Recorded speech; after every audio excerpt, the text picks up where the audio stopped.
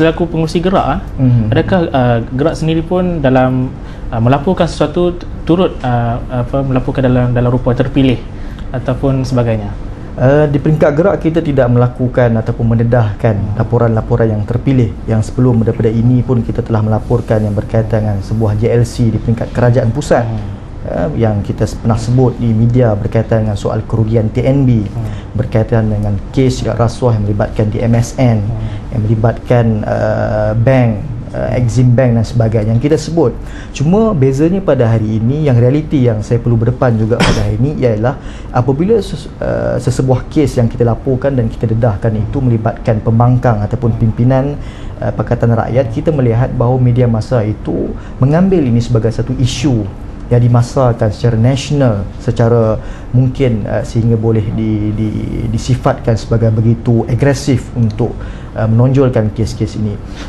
Beberapa laporan yang gerak laporkan kepada SPRM, bagaimana gerak melihat SPRM ni, sama ada benar ataupun tidak SPRM ni memang melakukan pendakwaan terpilih ataupun sebenarnya memang benar melakukan melunaskan prosedur undang-undang? Persepsi rakyat pada hari ini melihat bahawa SPRM itu melakukan seolah-olah mendedahkan secara terpilih. Tetapi harapan kita seperti yang saya sebut tadi, sekiranya ini selepas 1 Januari bertukar daripada BPR kepada SPRM, ini metod operandi yang digunakan oleh SPRM untuk mendedahkan dan mengutuskan awareness, kesedaran kepada rakyat tentang bahaya rasuah dan siapa yang terlibat. Gerak juga menggesa supaya SPRM untuk kes-kes yang mendatang ini ataupun kes-kes yang sedang disiasat melibatkan sama ada rasuah politik, rasuah di sektor swasta maupun di sektor awam, perlu didedahkan dengan cara dan pendekatan yang sama. Okey, tadi doktor dah menyebutkan bahawa rakyat telah membuat rumusan tentang SPRM dan Saudara Nazri minta supaya biar penyiasatan ini dilakukan sama rata, tak kira mana-mana pihak. Jadi saya nak tanya sendiri kepada, nak lanjutkan persoalan kepada Yang Berhormat Salihuddin Ayub. Beliau telah menganggotai jawatankuasa panel penilai SPRM. Adakah dengan penubuhan jawatankuasa panel penilai ini dan Yang Berhormat sendiri telah menjadi sebahagian daripada jawatankuasa panel penilai ini mampu untuk menghakis tanggapan-tanggapan sebagaimana yang telah dilontarkan oleh kedua-dua panel kita sebentar tadi? Silakan. Jawatankuasa khas ini hanya memenuhi suatu clause dalam akta itu sendiri, 14.1, yang memerlukan satu jawatankuasa khas mengenai rasuah ini ditubuhkan oleh Seri Paduka Baginda Yang Pertuan Agong. Ada 7 anggota di situ yang dipilih dari kalangan ahli-ahli Dewan Rakyat dan juga Dewan Negara. Jadi tujuan dan fungsi kami amat terhad, sekadar memberikan nasihat kepada Perdana Menteri, kemudian menilai laporan tahunan SPRM dan menjawab juga untuk mendapatkan penjelasan pada kes-kes rasuah yang dilaporkan. Tapi yang lebih besar daripada itu adalah SPRM itu sendiri, yang kita tidak boleh lari daripada tajuk perbincangan pada malam ini. Saya bersetuju dengan pandangan Yang Berhormat Dr. Zul tadi dan Saudara Nazri bahawa kita mengharapkan suatu anjakan paradigma terhadap peranan SPRM yang memang menjadi harapan kepada rakyat dalam negara kita. Isu rasuah telah menjadi suatu, dengan izin, public outcry yang memerlukan suatu sentuhan dan memerlukan suatu pendekatan baru yang lebih agresif, yang memungkinkan rakyat mengembalikan keyakinan dan integriti ini kepada BPR ataupun kepada Suruhanjaya ini sendiri.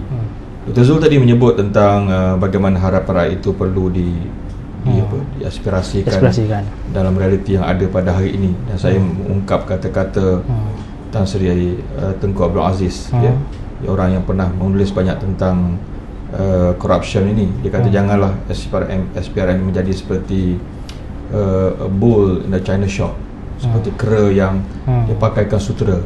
Jadi dipakaikan dengan pakaian yang begitu bernilai, tapi tidak tahu apa makna dan nilainya sutera itu sendiri.